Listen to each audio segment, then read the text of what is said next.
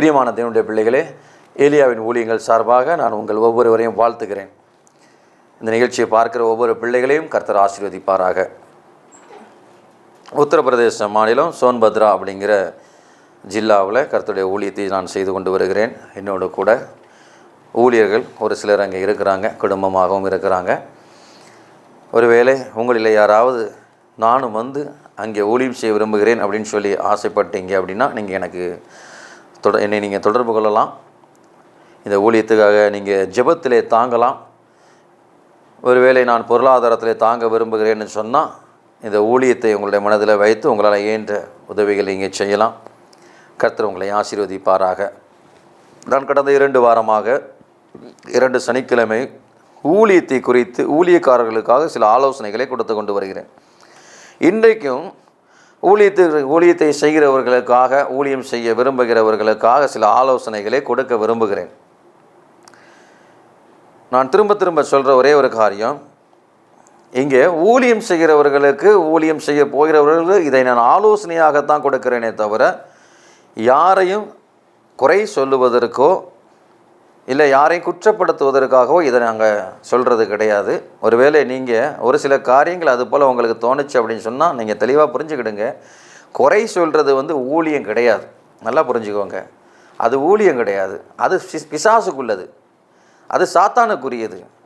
ஒருத்தரை குறை சொல்லிக்கிட்டே இருக்கிறது அது ஊழியக்காரனுக்குள்ள வேலை இல்லை. அது வேலை இல்லாதவங்க, ஊழியம் இல்லாதவங்க, சும்மா இருக்கிறவங்க ஒருத்தர் குறை சொல்லிக்கிட்டே இருப்பாங்க. நமக்கு நிறைய வேலைகள் இருக்குது, நிறைய ஊழியங்கள் இருக்குது, நமக்கு நேரமே பத்தாமல் ஓடிக்கிட்டே இருக்கிறோம். இப்போ இங்கே நான் சொல்ல விரும்புகிறது ஆலோசனை தானே தவிர ஒரு சில தவறுகள் உங்களுக்குள்ளே இருக்கும் அப்படின்னு சொன்னால் அதை சரி செய்துவதற்காக சொல்கிற காரியம்தான். அதனால் நீங்கள் தெளிவாக புரிஞ்சுக்கணும். ஒருவேளை உங்களுக்கு சில சந்தேகங்கள் இருக்கும் அப்படின்னு சொன்னால் நீங்கள் என்னுடைய நம்பருக்கு தொடர்பு கொண்டு என்னோட கூட பேசலாம். ஒரு நாள் இப்படி தான் கிட்டத்தட்ட ஒரு 2 வருஷம் இருக்கும்னு நினைக்கிறேன். ஒருவர் எனக்கு ஃபோன் பண்ணி அவர் சரியாக கூட கேட்காம ஏதோ ஒரு நிமிஷம் மெசேஜ் பார்த்துட்டு, இப்போ இதில் 1/2 மணி நேரம் வரும், 1/2 மணி நேரத்தில் 1 நிமிஷத்தை மாத்திரம் பார்த்துட்டு நீ எங்கே பாஸ்டரை தான் சொன்னேன் அப்படின்னு சொல்லி சண்டை போட்டார் ஃபோனில். அவர் யாருன்னு எனக்கு தெரியாது, அவங்க பாஸ்டர் யாருன்னு எனக்கு தெரியாது. அப்படிங்கிறதுனால இன்னும் நாங்கள் ஊழியக்காரங்களை உருவாக்குற வேலைகளெல்லாம் செய்கிறதுனால ஊழியக்காரர்களை சரி செய்யத்தான் முயற்சிப்படுவோமே தவிர எந்த ஊழியக்காரர்களையும் குறை சொல்லி மட்டம் தட்டுறது வேலை கிடையாது. அது ஊழியமே கிடையாது. ஒருவேளை தவறாய் சிலர் இருந்தாலும் கூட முடிஞ்ச வரைக்கும் அவர்களுக்கு புத்தி சொல்லி ஆலோசனை கொடுத்து சரியான பாதையில் கொண்டு வந்து நல்ல ஒரு ஊழியத்தை செய்கிறதுக்கான முயற்சியை தான் நாங்கள் செய்கிறோமே தவிர யாரையுமே குறை சொல்கிறது மட்டம் தட்டுறதுக்காக கிடையாது. அதனால் ஊழியக்காரர்களோ விசுவாசிகளோ இதை பார்ப்பீங்க அப்படின்னு சொன்னால் நீங்கள் பொறுமையாக முழுவதுமாக இந்த நிகழ்ச்சிகளை பாருங்கள். உங்களுக்கு இன்னும் தெளிவாய் புரியலை அப்படின்னு சொன்னால் நீங்கள் எனக்கு ஃபோன் பண்ணி பேசலாம். கர்த்தர் உங்களை ஆசீர்வதிப்பாராக. கடந்த 2 வாரங்களாக நான் உங்களுக்கு ஊழியத்தை குறித்து பேசி கொண்டு வந்தேன். கர்த்தர் இயேசுவை முன்வைத்து இயேசு இப்படி ஊழியம் செய்தார், அவருக்கு வந்த சோதனைகள் என்ன, நமக்கு வருகிற சோதனைகளிலிருந்து நாம் எப்படி தப்பிப்பது அப்படிங்கிற காரியத்தை குறித்து நான் பேசி கொண்டு வருகிறேன். இன்றைக்கும் நீங்கள் பார்த்தீங்க அப்படின்னு சொன்னால் நான் திரும்பவும் அதன் தொடர்ச்சியாக பேச விரும்புகிறேன். நீங்கள் மத்தேயு புஸ்தகம் 4வது அதிகாரத்தை எடுத்துக்கிட்டீங்க அப்படின்னு சொன்னால் கர்த்தர் இயேசு ஊழியத்துக்கு வந்ததும், ஊழியத்துக்கு வர்ற முன்னாடி ஞானஸ்நானம் பெற்று கரையேறின உடனே 40 நாள் இரவு பகல் உபவாசிப்பதற்காக பரிசுத்த ஆவியினாலே வனாந்திரத்துக்கு கொண்டு போகப்படுறாரு. அங்கே அவர் உபவாசித்த உடனே சோதனைக்காரன் சோதிக்கும்படியாக, அவர் உபவாசம் இருந்து ஜெபிச்சு முடிச்சது பிசாசு அவரை சோதிக்கிறதுக்காக வர்றான். அப்போ முதல்ல நீங்கள் பார்த்தீங்கன்னு சொன்னால் கர்த்தர் இயேசுனுடைய சரீர பலவீனத்தை, அதாவது 40 நாள் இரவு பகல் உபவாசம் இருந்தாச்சு, இப்போ இயேசுவுக்கு பசி உண்டாகுது, சரீரத்துக்கு ஒரு தேவை உண்டாகுது. சரீரத்தின் தேவையை மையப்படுத்தி அது நிமித்தமாய் இயேசுவை எப்படி பரீட்சை பார்க்கலாம் அப்படின்னு ஒரு முயற்சியை அவன் மேற்கொள்கிறான். இதை நான் போன வாரம் நீங்கள் யூடியூப்பில் கூட வரும், வேணும்னா நீங்கள் ஜேடிகே சேனல் அப்படிங்கிறதுலேருந்து யூடியூப்பில் போடுவாங்க. அதில் நீங்கள் என் பேரை போட்டிங்கன்னா கூட யூடியூப்பில் வரும், நீங்கள் தொடர்ச்சியாக பார்க்கலாம். நீங்கள் தொடர்ச்சியாக பார்க்க விரும்புகிறவங்க, இன்றைக்கி நிகழ்ச்சியை பார்க்குறவங்க நான் பழசு என்ன பேசினேன் அப்படின்னு உங்களுக்கு தெரிஞ்சுக்கணும்னா நீங்கள் யூடியூப்பில் பார்த்தீங்கன்னா கூட அதுலேயும் உங்களுக்கு போடுவாங்க, நீங்கள் அதில் பார்க்கலாம். அப்போ இங்கே என்ன நடக்குது? முதல் சோதனைன்னு பார்த்தீங்கன்னா இயேசு பசியோடு இருக்கிறார். கர்த்தராகிய இயேசுடைய சரீர பலவீனத்தை அவன் புரிஞ்சு கொள்கிறான். பார்த்துட்டு இப்போ இயேசுக்கு பசியாக இருக்குதுன்னு சொல்லி இயேசுக்கிட்ட நீ இந்த கல் அப்பமாக்கும்படி அப்பமாக்கி சாப்பிடுன்னு சொல்கிறான். அப்போ நம்மளுடைய வாழ்க்கையிலையும் நமக்கு தேவைகள் இருக்குது, நமக்கு இந்த தேவைகள் உண்டு, இந்த காரியங்கள் நம்மக்கிட்ட குறைவாக இருக்குங்கிறத நம்மளுடைய பலவீனத்தை புரிஞ்சு நம்மளுடைய பலவீனத்தை வைத்து பிசாசானவன் நம்மளை சோதிக்கிறதுக்காக வருவான். நாமும் சில நேரங்களில் கர்த்தராகிய இயேசு தான் சொன்னாரோ, இயேசு தான் உதவி செய்கிறாரோ நினச்சிக்கிட்டு அவன் பிசாசுடைய தந்திர வலையில் அகப்பட்டு கொள்கிறான். அப்படி அகப்பட்டு ஊழியத்தை இழந்தவர்களும் விசுவாசத்தை இழந்தவர்களும் தவறான ஆட்களோடு, தவறான ஊழியக்காரன் பேரில் போர்வையிலே சுற்றி கொண்டு இருக்கிறவர்களோடு கைகோர்த்து ஊழியத்தை இழந்தவர்கள், விசுவாசத்தை விட்டு பின்னுக்கு போனவர்கள் நிறைய பேர் இருக்கிறாங்க. நான் அதுக்காக தான் இந்த எச்சரிக்கையாக உங்களுக்கு ஒரு ஆலோசனைன்னு கூட நீங்கள் வச்சுக்கிடலாம், இந்த காரியத்தை சொல்கிறேன் உங்களுக்கு. இப்போ நீங்கள் இன்றைக்கி நாம் என்ன பார்த்தீங்கன்னு சொன்னால், முதலாவது சோதனைகளை அங்கே முடிக்கும்போது அங்கே என்ன நடக்குது? பிசாசு முதல்ல என்ன சொல்கிறான் அவர்கிட்ட, நீ உண்மையிலே தேவனுடைய குமாரனையானா இந்த கல்லுகளை அப்பமாகும்படி சொல்லி நீ இதை சாப்பிடு, அப்போ உனக்கு பசி தீந்துருன்னு. கர்த்தராகிய இயேசு என்ன சொல்லி முடிக்கிறார்? அங்கே வேதத்தில் என்ன சொல்லியிருக்குது? மனுஷன் அப்பத்தினாலே மாத்திரமல்ல, நல்லா கவனிங்க, கர்த்தராகிய இயேசு வேத வசனத்தை எடுத்து முன்வைக்கிறார். இப்படி எழுதி இருக்குது, நீங்கள் நல்லா ஒன்றே ஒன்று கவனிச்சுக்கணும், அதிக வேதம் வாசிக்கணும், வேத வசனத்தை நீங்கள் முன் வைக்கணும். வேத வசனம் உள்ளே இருந்தால் தான் எடுத்து வைக்க முடியும். அப்போ இங்கே பாருங்கள், இயேசு சொல்கிறாரு, மனுஷன் அப்பத்தினால மாத்திரம் இல்லை, தேவனுடைய வாயிலிருந்து பிறக்கிற ஒவ்வொரு வார்த்தையிலும் பிழைப்பான்னு சொல்லி எழுதியிருக்குது. நீ சொல்லி நான் இந்த கல்லை ரொட்டியாகி சாப்பிட்டு உயிர் பிழைக்கணுமா?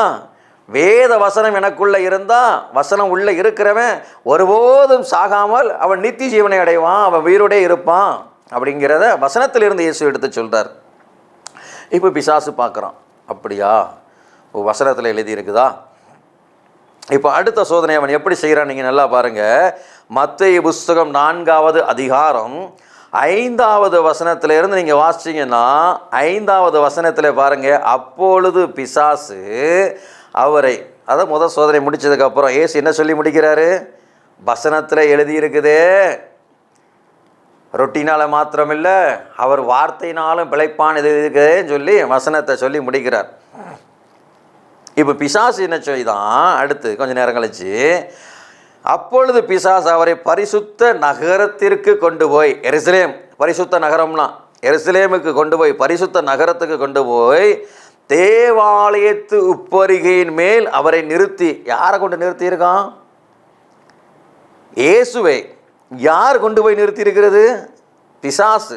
நல்லா கவனிச்சு பாருங்க, கர்த்தராகிய இயேசுவை பிசாசு தேவாலயத்து உப்பரிகையின் மேலே கொண்டு போய் நிறுத்தி, இப்போ இந்த காரியத்தை நான் வாசிக்கும் போது பல காரியங்கள் என் சிந்தனைக்குள்ளே வருது.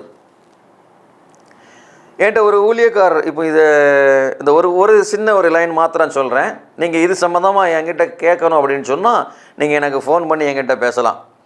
கொஞ்ச நாளுக்கு முன்பதாக, அதாவது ஒரு 13 வருஷத்துக்கு முன்பதாக சென்னையில் ஒரு இடத்துக்கு ஒரு மீட்டிங்காக போயிருந்தேன். அங்கே என்னென்னா, சபைக்கு விரோதமாக அங்கே மாந்திரிக ஏவல்களை எல்லாம் செஞ்சு அந்த பாஸ்டருக்கும் குடும்பத்துக்கும் சபைக்கு விரோதமாக ஒருவர் செஞ்சுருந்தாங்க. அந்த பாஸ்டருக்குமே அது தெரியாது, அவர் செஞ்சாங்க அப்படிங்கிறது தெரியும், இதனால் ஒரு பெரிய ஆபத்தோ விளைவோ வரும் அப்படிங்கிறது அவருக்கு தெரியாது. அவர் ரொம்ப அதை கொஞ்சம் கேர்லெஸ்ஸாக இருந்ததுனால, அவர் கொஞ்சம் அலட்சியமாக இருந்ததுனால கொஞ்சம் கொஞ்சமாக என்ன நடந்தது, அவருடைய குடும்பத்துக்குள்ளே பிரச்சனைகள் உருவாகுது, கணவன் மனைவிக்குள்ளே இருவருக்குள்ளே கசப்பு வருது. அதை பார்க்குற வாலிப பிள்ளைகள், வாலிப பசங்க, அவங்க அப்பா அம்மாவும் என்ன இப்படி அடிக்கடி சண்டை போட்டு அடிச்சுக்கிட்டு இருக்கிறாங்கன்னு சொல்லி மெல்ல மெல்ல சர்ச்சுக்கு வரதை நிறுத்துகிறாங்க. பிள்ளைகளுக்கு பிடிக்கல அப்பா அம்மா பண்ணுறது, அதனால் பிள்ளைகள் சர்ச்சுக்கு வரதை நிறுத்துகிறாங்க. இது சென்னையில் உண்மையிலே நடந்தது. அதற்கு சாட்சியான ஆட்கள் இன்னும் எனக்கு தெரிஞ்சவங்க இருக்கிறாங்க. நான் பொய் சொல்லலை, நீங்கள் வேணும்னா எனக்கு ஃபோன் பண்ணலாம், சாட்சியான ஆளை விசாரிக்கணும்னாலும் அவங்க நம்பரே உங்கள்கிட்ட கொடுப்பேன், பேசிக்கலாம். அப்போது அங்கே என்ன நடக்குது,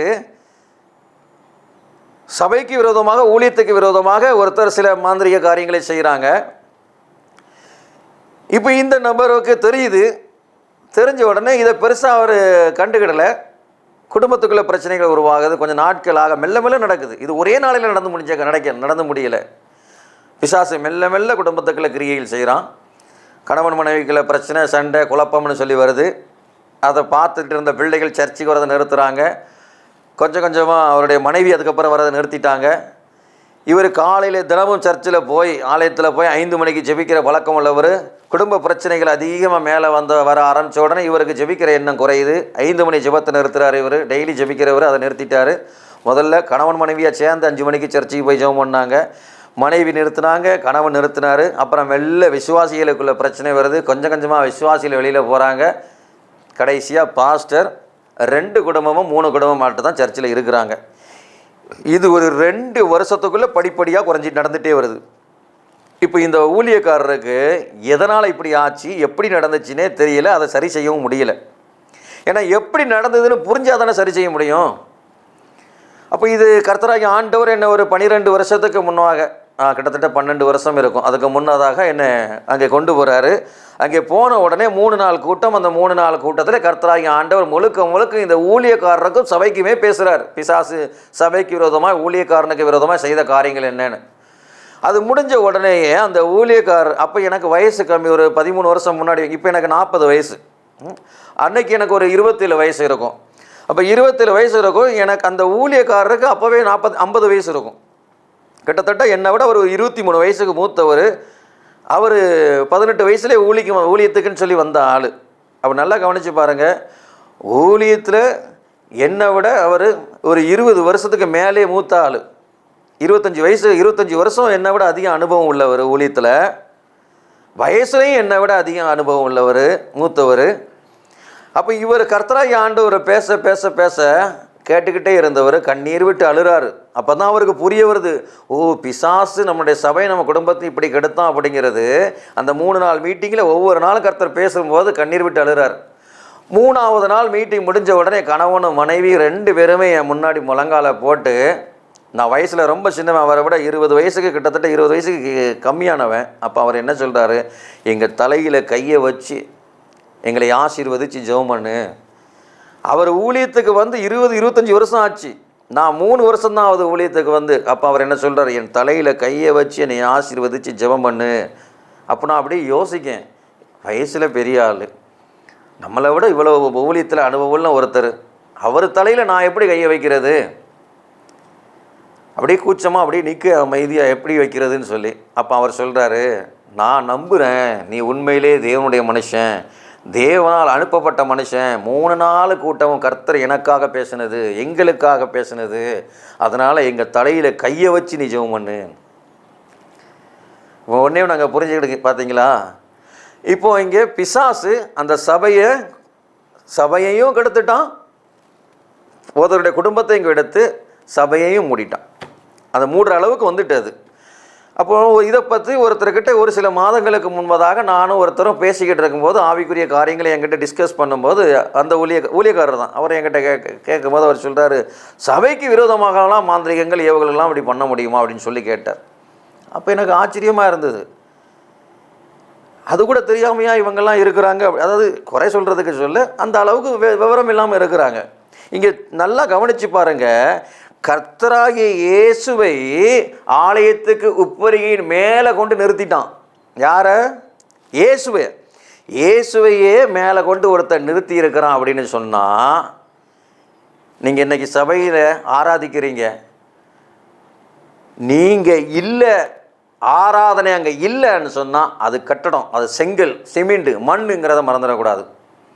நாம் அங்கே உட்கார்ந்து ஆராதிக்கிறோம். 2 பேர் 3 பேர் ஒன்று கூடும் பொழுது அது சபையாக மாறுது. 2 பேர் 3 பேர் அது கட்டடத்துக்குள்ளே இல்லை, மைதானமாக இருந்தாலும் சரி, அதுதான் சர்ச். மரத்துக்கு கீழே இருந்து 2 பேர் 3 பேர் ஆராதிச்சிங்களா, அங்கே அது சபையாக மாறுது, அது சர்ச்சாக மாறுது. கர்த்தர் அங்கே இறங்குறாரு. அதனால நீங்கள் புரிஞ்சுக்கணும். இன்னும் பழைய ஏற்பாட்டில் நீங்கள் வாசித்து பார்க்கலாம், எரேமியா நாட்களில் அங்கே தேவாலயத்துக்குள்ளே என்னெல்லாம் பண்ணாங்கன்னு சொல்லி. இப்போ நான் ரொம்ப அதுக்குள்ளெல்லாம் போக விரும்பலை. அப்போ நல்லா கவனித்து பாருங்கள், பிசாசு இயேசுவையே கொண்டு போயிட்டான். எங்கே கொண்டு போயிட்டான்? உப்பரிகையின் மேலே கொண்டு போய் நிறுத்தியிருக்கிறான். அப்போ உங்களையும் என்னையும் யோசித்து பாருங்கள். அப்போ அவன் எந்த அளவுக்கு நம்மளை வீழ்த்துறதுக்காக முயற்சிகளை செய்வான்னு சொல்லி. இப்போ உப்பரிகையின் மேலே கொண்டு போய் அங்கே ஆலயத்தின் மேலே கொண்டு போய் நிறுத்திட்டு அங்கே ஒரு கேள்வி சொல்கிறான் பாருங்கள், நீ உண்மையிலே தேவனுடைய குமாரன் தானா?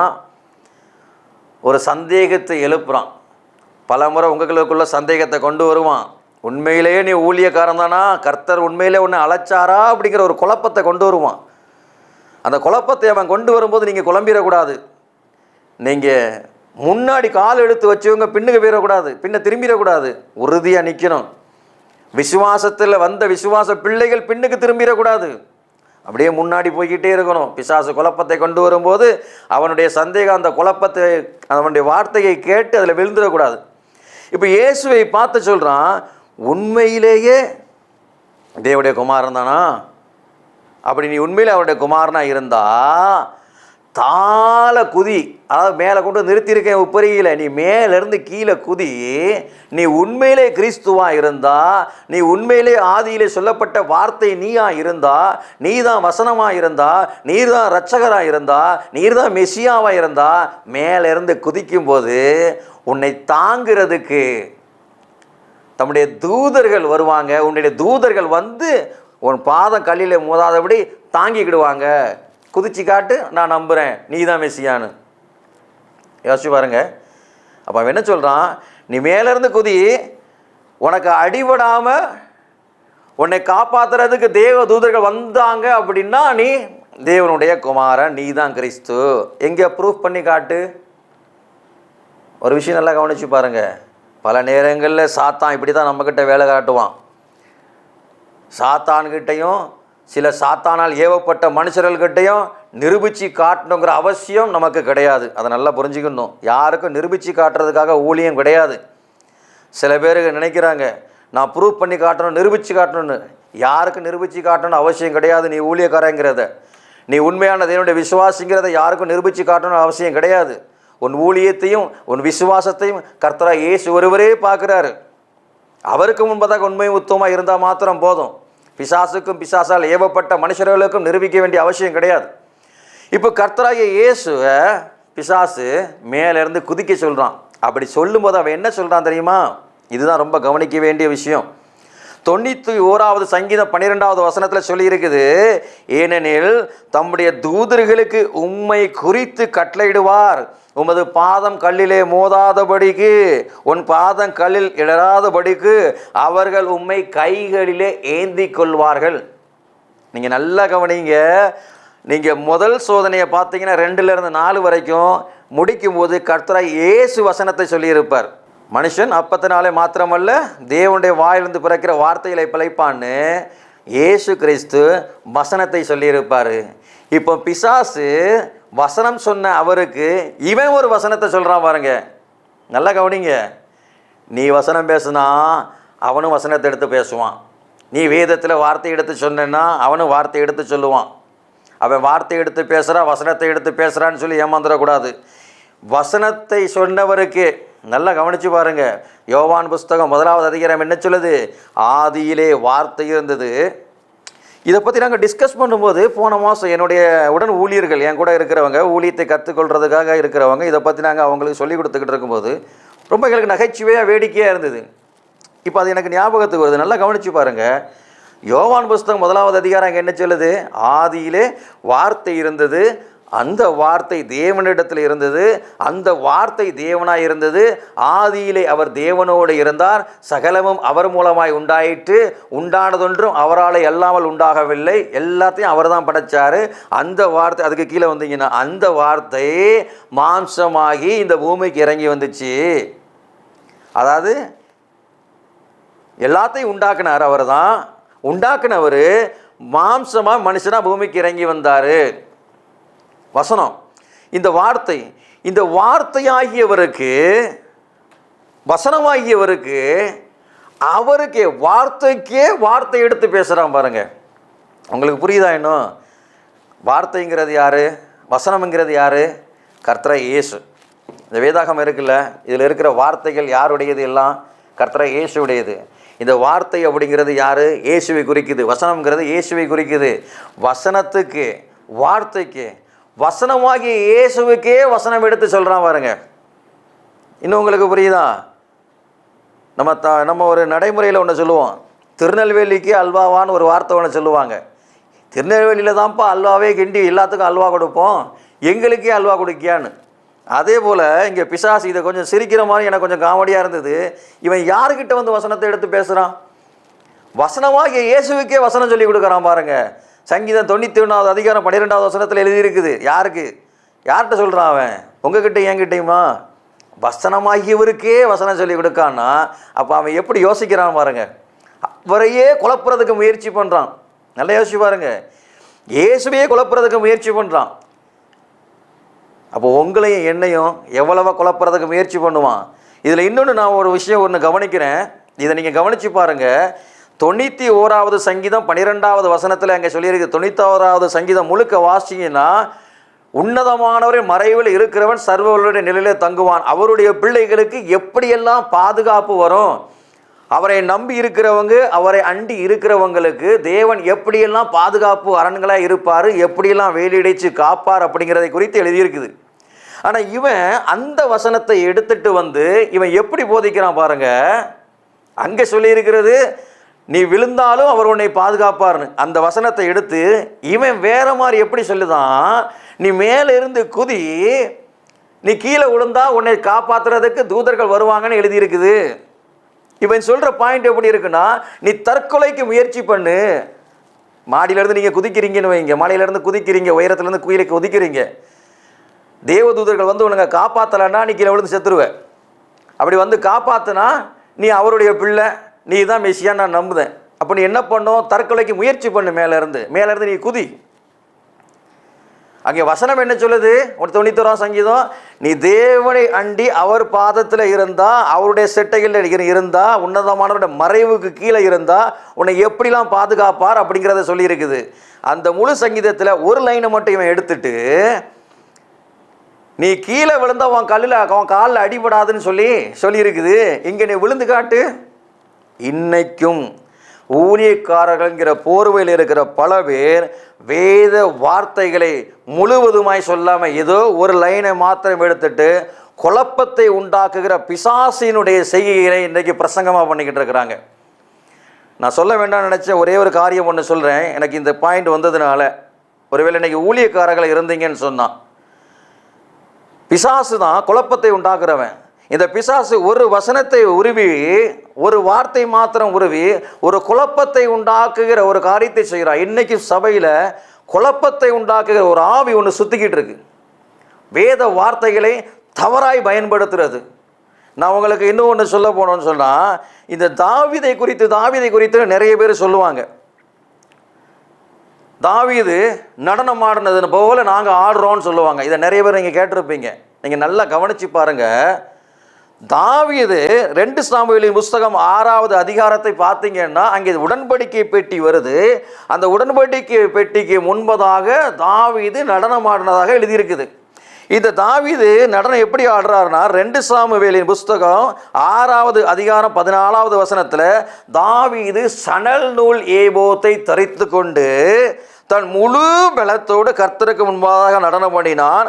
அப்படியே தாவீதும் இஸ்ரவேல் சந்ததியார் அனைவரும் கர்த்தருடைய பெட்டியை கம்பீர சத்தத்தோடு எக்கால துணியோடும் கொண்டு வந்தாங்க. அதாவது ஒரு சந்தோஷம். உடன்படிக்கை பெட்டி இன்னைக்கு ஊருக்கு வெளியில் எங்கேயோ இருந்துச்சு.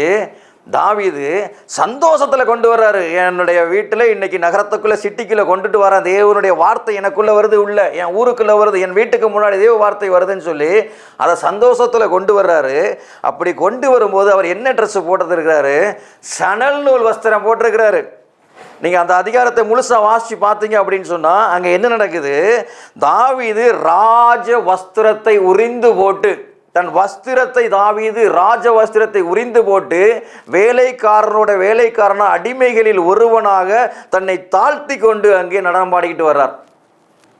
நல்லா கவனிச்சு பாருங்க.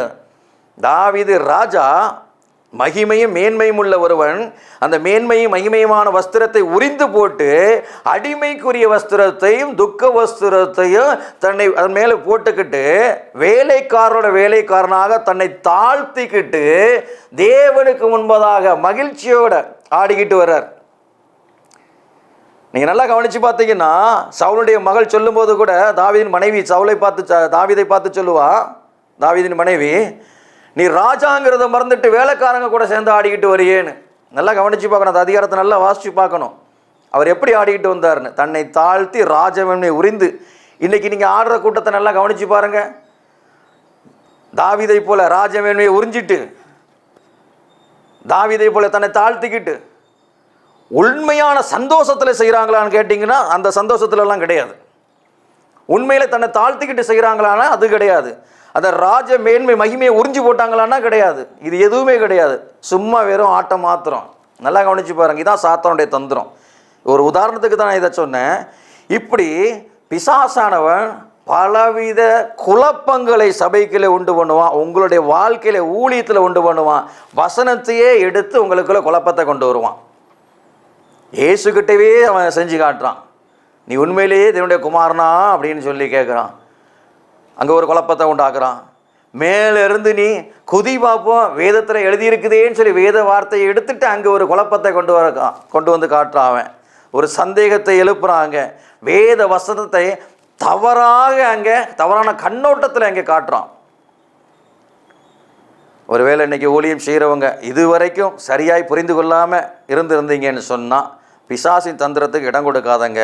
வேதத்தை சரியாய் அறிந்து கொள்ளுங்க, சரியாய் ஊழியத்தை செய்யுங்க. எனக்கு நேரம் குறைவாக இருக்கிறதுனால நான் இதோட முடிக்கிறேன். அடுத்த வாரம் தொடர்ச்சியாக நம்ம பார்க்கலாம். கர்த்தர் உங்களை ஆசீர்வதிப்பார். ஒரு நிமிஷம் நாம் எல்லாம் ஜெபிக்கலாம். மகா கிருபை இரக்கம் உள்ள நல்ல தேவனே, நன்றியோடு துதிக்கிறேன், ஸ்தோத்திரிக்கிறேன். இந்த நிகழ்ச்சியை பார்க்கிற பிள்ளைகளுக்கு என்னுடைய சமூகத்தில் வருகிறேன். வேத வசனங்களை, வேதத்தை சரியாய் அறிந்து கொள்ள சாத்தானின் குழப்பத்தில், அவன் குழப்புகிற காரியத்தில் விழுந்து போகாதபடி, அவனுடைய தந்திரத்துக்குள்ளே அகப்பட்டு போகாதபடி வசனங்களை சரியாய் அறிந்து தெளிவாய் அறிந்து இவர்கள் போதிக்கவும் இவர்கள் நடக்கவும் கர்த்தர் உம்முடைய பிள்ளைகளுக்கு உதவி செய்யும். இவர்களை ஆசீர்வதியும். இயேசுவின் மூலமாக ஜெபிக்கிறோம் நல்ல பிதாவே. ஆமேன், ஆமேன், ஆமேன். கர்த்தர் உங்களை ஆசீர்வதிப்பாராக. God bless you.